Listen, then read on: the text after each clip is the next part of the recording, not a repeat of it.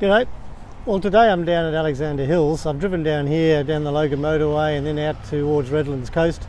'Cause I'm going to check out Rod Bailey and his company, GVM Check. What he's offered to do is weigh the car, weigh the trailer, and give me a bit of an idea of what tolerances we've got and everything else. So I'll be quite interested to have a look at that. So come on and join me, and we'll see how Pedro the Tug and Zim the camper trailer goes, and we'll have a look at it. Catch you later. So, as I said earlier on, I've come down to see Rod Bailey down here at Alexander Hills and his GVM check, and I've been on the scales and everything else. But I'll turn to Rod Bailey, and and he'll outline how he did it, what he did, and everything else. But to start off, I suppose, Rod, I've probably driven past 12 or so weigh bridges and concrete batching plants and things like that on the way here. And on Facebook and that sort of stuff, I see people saying, "Oh, look, just go to any of those places, and you can weigh your car and van." What's your comment on that? What service do you offer beyond a weighbridge? Why come to me instead of going on a weighbridge? There's three main reasons. The first is we do some things which are extremely difficult to do on a weighbridge, like we do left-right balance on the car. Mm-hmm. So how much heavier is the left or the right side of the car and the van? And we also do like the rear axle load of the car while the van's hooked up, which is really hard to do on a weighbridge. Yeah. The rest of the things we measure, which is about 18 different measurements, you would have to go on and off the weighbridge 7 times. 7 times. To get all the different readings. I can imagine going over my council's rubbish tip 7 times, yes. Asking everyone to be patient on a Saturday morning. Particularly the big dump truck drivers, they're extremely patient. Yeah, extremely patient. Yes. Yeah. And the other thing we do, we add it all up for you and work it all out, and give you a thing like percentage of ball mass and how much gross combined vehicle mass you've got left, towing capacity you've got left, which sometimes are really confusing because with vehicles they don't add up. Yeah, well, there's a lot of acronyms out there and numbers and everything else.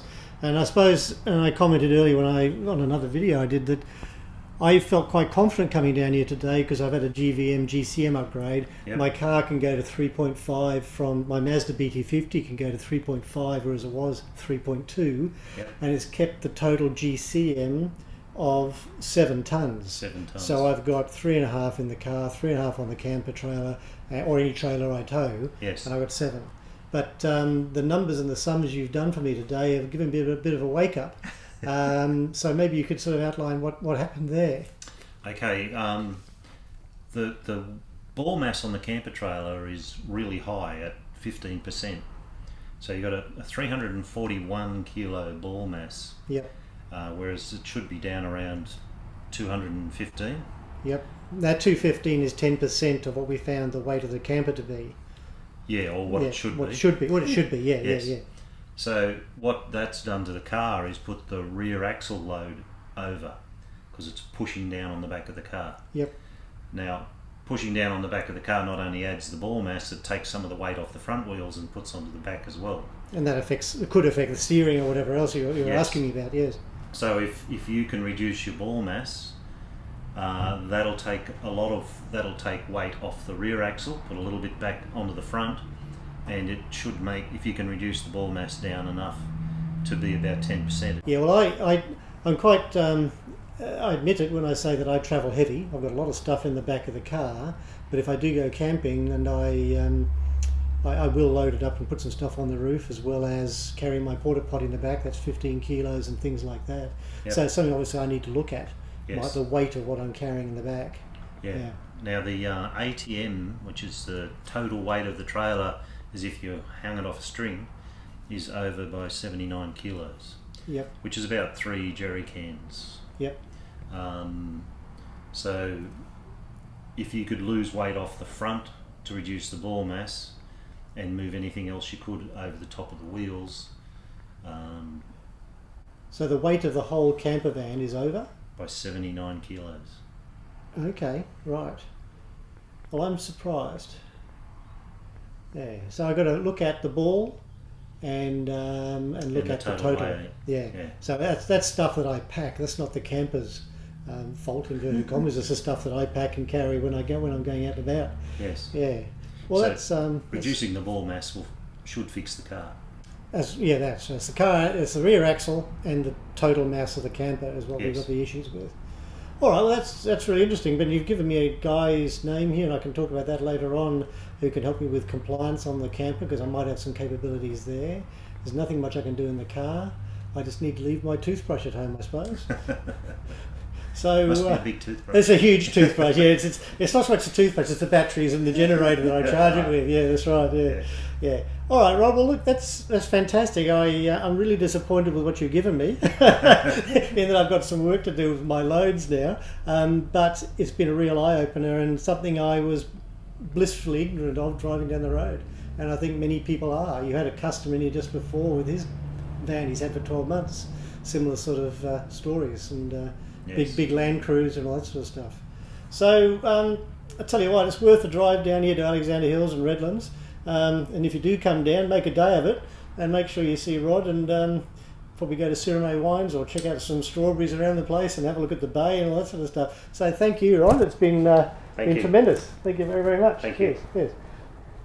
All right, so I'll have to do a bit of a status date and update and report back and see how we go. Okay, so I've come away from GVM check with Rod, feel a little bit empty in the stomach a little bit.